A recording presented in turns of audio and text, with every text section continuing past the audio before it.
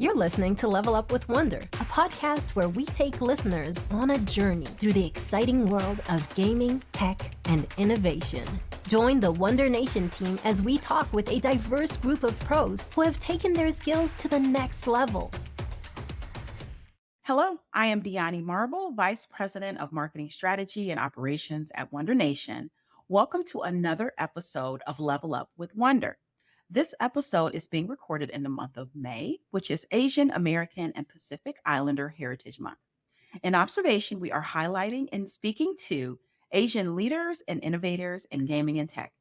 Today, we're joined by Value Leo. Value is the co-founder of LIONDRAGON Studio, which is a B2B gaming design company and an innovator in gaming content and digital platforms for social, mobile, and online games and apps. She is also a board member and advisor to a number of startups. Value has experience in the international gaming and technology industries, where she builds and manages multicultural teams and designs games for entertainment and education. Value also has a passion for and expertise in Asian-themed games. Value, thank you so much for being here today. We are so very happy to have you. So let's start with your background. Tell us about your background. How did you get started in the gaming industry? Why did you decide to pursue a career in gaming? The reason I started in gaming was purely an accident. I graduated from University of Nevada, Reno, with electrical engineering degree and was just chilling during the summer. Someone from IGT who works in IGT was saying, "Oh, we are hiring." So there I am and apply, and I was hired within 2 weeks. And what was your first role there at IGT? My first role was a software engineer making poker games. IGT is a company that it really feel like a family. The culture was very encouraging for young people. You can try, your ideas, and then you just get supported. And what was your path from that point? How did you get from a software engineer making poker games to a co-founder of your own gaming studio? As a software engineer, I was tasked to make a Deuces Wild game. Naturally, I always do more than what I was asked. I decided to build a library. I started building a library, and then I decided it should be data-driven. Then after building the poker library, I was like, well, I think I should make it workable for slot too. So trying to make the library generic so it can handle slots and Keno and other games. The structure, was very object-oriented, allow us to, build poker games and adding like multi-game very quickly later on. After I finished the poker game and library, I was discovered as somebody who's very good at solving problems. All the problems find me. I go on a long stream of solving one problem after another and being promoted to handle engineering for lottery. Then after that, I decided to go back to technical stuff just because I want to learn new technology. There again, I was back to a management role because, the natural tendency to try to organize things and help others. Excellent. Now, when you worked at IGT, you'd mentioned when we spoke prior that you founded the Gaming Technology Group, and that's the group that created the Game Development Kit, or the GDK. So, can you just kind of share with us that experience and what that entailed?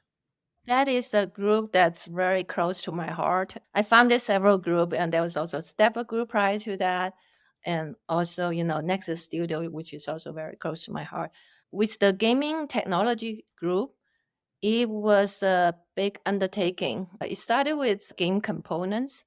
When IGT originally have engineering departments, art department, game design departments, and to adapt to the market to be able to quickly deliver products, make game content, we set up game studios. My role during that transition period is to create some sort of infrastructure that support all the game studios. It started with a component team creating modularized game features for different studio to use. And from there, identify a lot of repeatable pattern between different game studios that they all need to have some sort of template and structure so they can build games faster. And that's the game development kit. It's basically, we call it GTK. It's basically, a set of routines that game studios can customize for various features. And then there are also reference games for new engineers to start with when they want to build something new. Awesome. So clearly, that is a great advancement for any type of game developers. Did the moment seem significant at the time when you were working on that project? Oh, it was very significant because, a lot of studios, especially new studios, really counting on that to get started.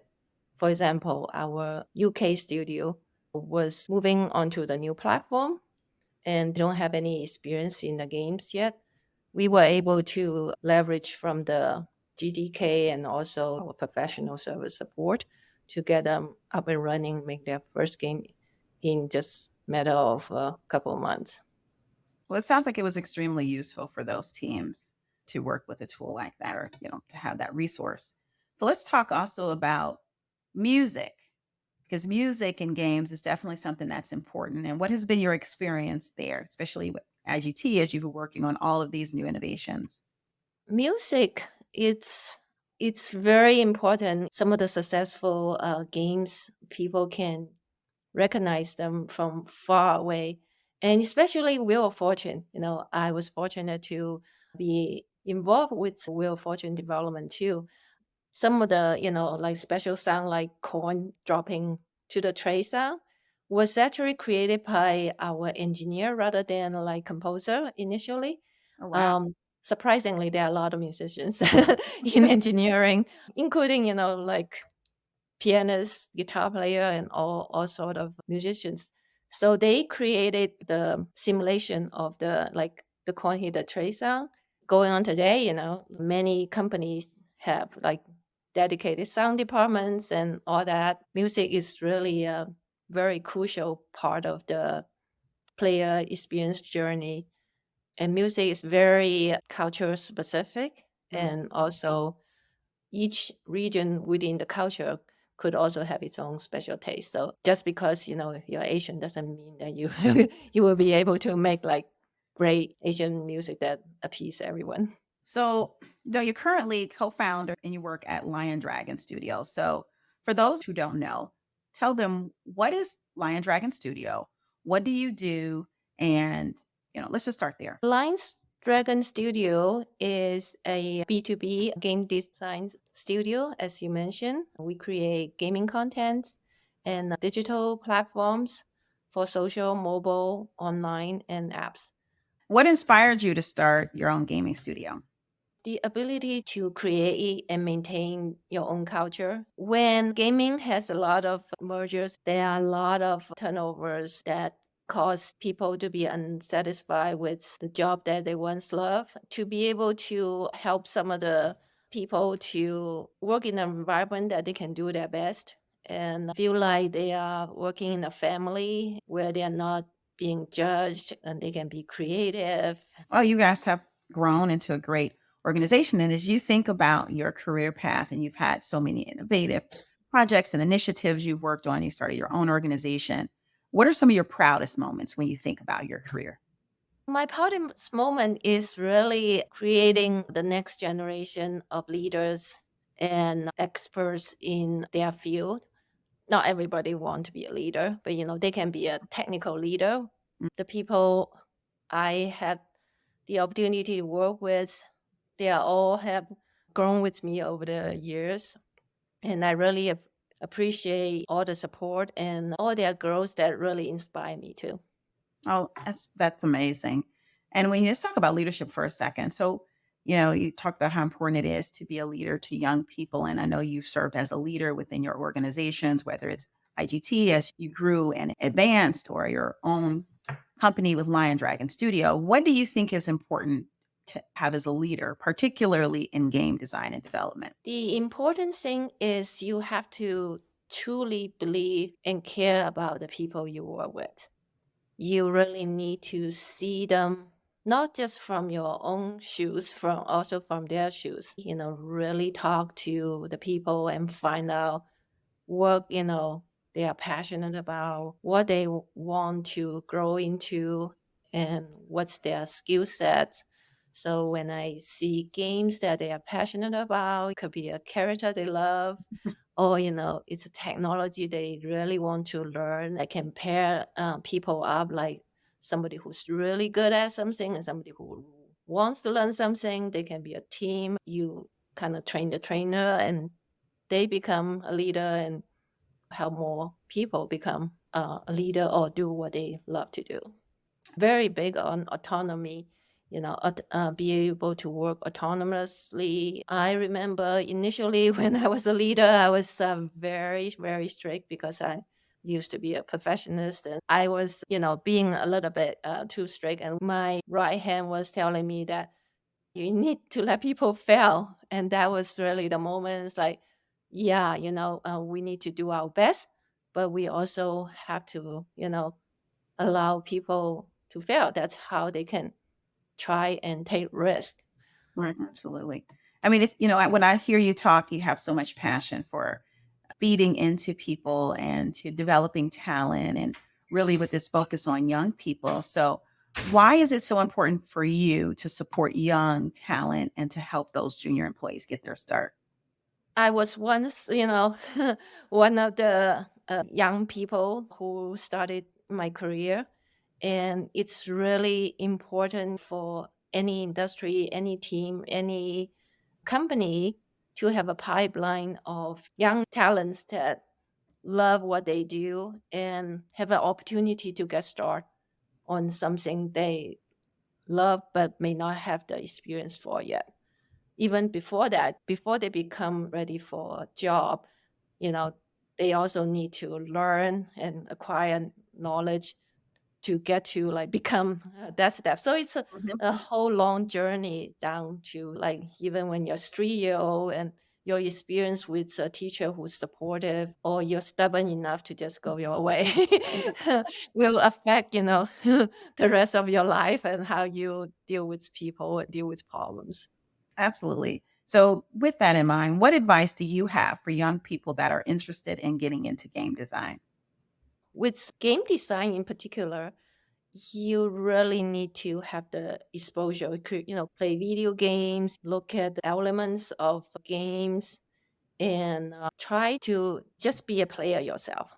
See what works for you and what works before for other players. You can read like blog and other things, and you can try to figure out why some game mechanics work and some don't. And don't be afraid to ask questions and seek advice from others. Game designers love to help others, so just reach out. You don't have to know everything. And if you have, opportunity to innovate, even if it's risky, give it a try.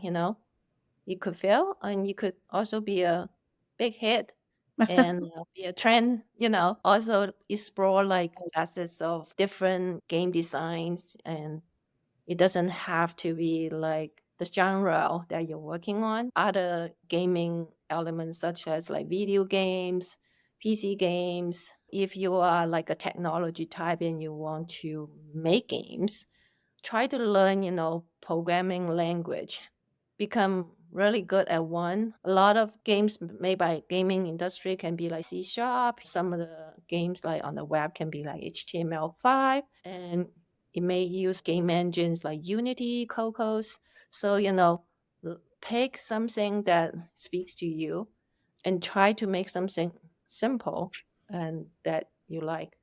Oh, that's some amazing advice. So, for any of our listeners out there who are familiar with all those languages, not myself, then some young people, I think that gives them some great advice on how to get started and where they can learn different skills to be a game designer. So, I want to go back and talk a little bit more about Lion Dragon Studio. So, I want to know, what do you think makes Lion Dragon unique from other gaming studios? First of all, is we have great people, and There's no internal drama. Everybody work well with each other. We are family. For the people who's been there for the longest time, we have very little turnover. When we have a problem to solve, everybody will work extremely hard and really try to help. And when we are seek out by like startup community to help, we always try our best, even means that we may have to adjust our working hours to accommodate so we can make sure the system is up and running in off hours, or we try to bring the cloud computing servers up during the off hours so it doesn't affect, customers during the normal hours. It sounds like that's a wonderful culture, and everyone is very generous with their time and very dedicated to the quality of work that you guys put out. So that is awesome. Let's talk about the type of content your game studio produces. So, what are the different categories of content that you produce in Lion Dragon Studio? We have a very diverse team of gaming and non-gaming people. We definitely have a very strong gaming background. But while we were helping local community, we venture into some of the fields that we did not initially plan, such as like medical, like telehealth and medication, and also education to help some of the camps and stuff. So it's a nice bit of diversity and versatility, it sounds like, that your team produces in addition to your core gaming content. And I want to talk a little bit about your education piece because that's really interesting to me. Like, how did you guys get into education and venture into that? And what does that look like at Lion Dragon? I'm a lifelong learner.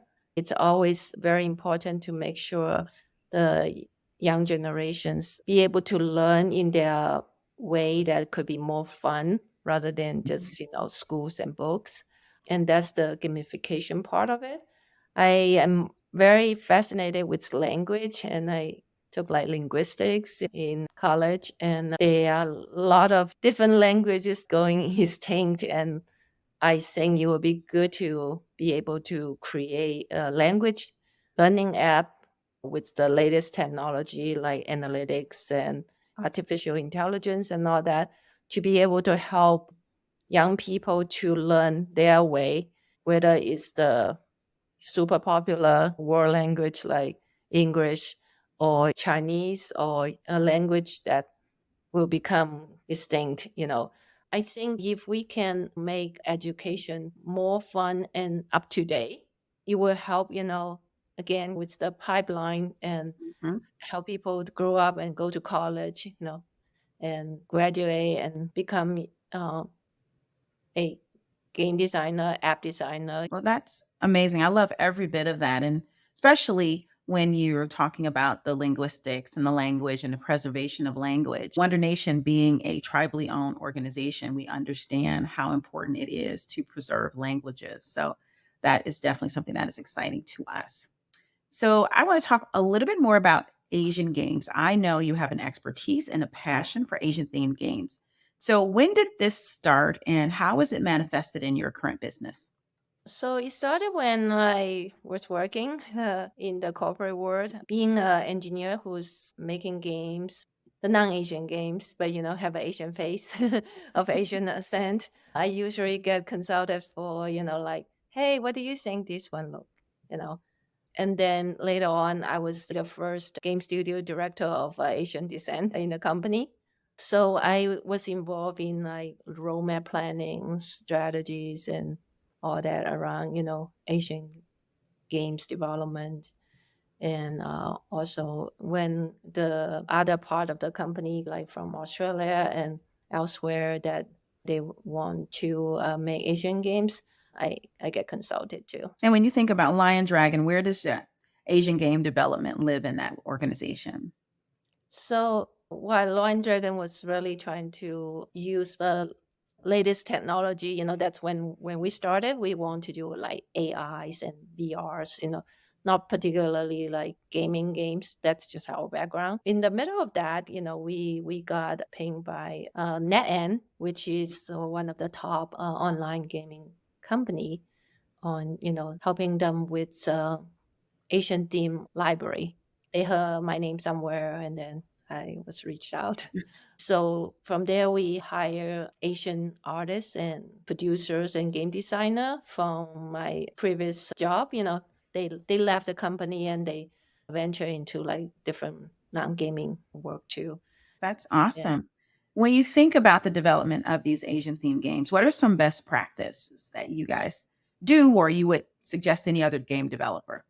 So it's very important to understand that Asian themed games are not just for like general Asian population. Asian games are very popular around the world. So it is Absolutely. a unique, social group that enjoys Asian themed games, whether they are Asians or not. We need to be like sensitive about the culture so we don't develop any offensive Hmm. content, but we should also make it entertaining for, Asian or non-Asian alike. Absolutely. And how do you collaborate with the artists to make sure that the game is authentic? As we develop Asian themes, we typically always have the team of Asian descent to develop the games from game design to art. It's also important to have a producer of Hmm. Asian descent. So when they review the whole game, together, they can spot whether it will work for the Asian team players or not, Yeah, especially Asian players.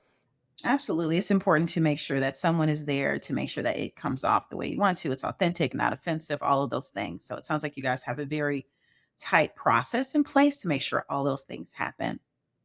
Yeah. In addition, I also like travel to APAC regions like Australia, Singapore, and China to set up user focus group and observe, player interactions. And sometimes they chat about things and what they like and try to make it as natural as possible. Hmm. So they will, be like themselves. Then we all write down their feedback and try to incorporate both players and sometimes operators. They have a lot of experience dealing with their own players. They Hmm. can provide a lot of great feedback and bring that and to the game. No, I love that. I think it's so critical to involve the voice of the customer as we develop products to make sure that they do what we want them to do and that we don't offend anyone, but most importantly, that they're most effective. So, as you think about the future and you think about staying ahead of the curve, what does Lion Dragon do? Or how are you making sure that you're keeping up with the advancements in tech and the evolving gaming landscape? So we go to conferences and make sure we stay up to date on what's going on with gaming, what's going on with technologies. Whenever we can, we try to bring as many people in the team as possible. That really help us to stay up to date, and so we can make games that's relevant. Absolutely. Well, I absolutely love running into you and members of your team when we're out at the conferences. I just love to connect live with you when I see you guys. So, where do you hope to see yourself, and where do you hope to see Lion Dragon in the next 5 years? For me, I would continue to groom the next generation of leaders and help them grow and be able to run the company. And for Line Dragon, I think, it's in a better hand. We have a head of game studio, Shane, is doing a wonderful job. He's very innovative and senior game designer who can also program. So we see that, we will continue to be the go-to studio when there are tough problems to solve. I want to be able to create jobs for new graduates and young professionals and embrace them with what would be a good culture of a team that, they would want to work or build for themselves in the future. That sounds like a wonderful 5 year plan there. And then this last question here for you: what is the legacy you hope to leave behind in the gaming industry?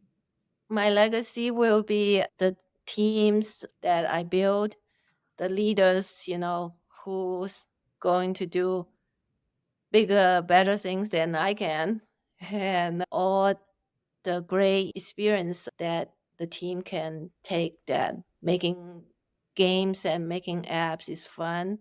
Learning, technologies and art is a good thing to do, when they're in college. Absolutely. Well, that's amazing legacy to leave behind. So, Value, thank you so much for your time today. I really enjoyed our conversation. I enjoyed learning about your journey, about all of the innovations and great projects and the great impact that you are having as a professional. So, thank you so very much for being on Level Up with Wondr. Leonie, thank you so much. It was such an honor to be on the podcast with Wondr Nations. Wondr Nation really do wonderful things for our players, and I can't wait until see what's coming up in the future. Well, we are excited about the future as well. Thank you. Thank you for listening to Level Up with Wondr. Visit wondrnation.com/level up for more podcast episodes about how we're reimagining the gaming entertainment industry. Want to level up your business? Visit our contact page at wondrnation.com to inquire about our strategic consulting or management services.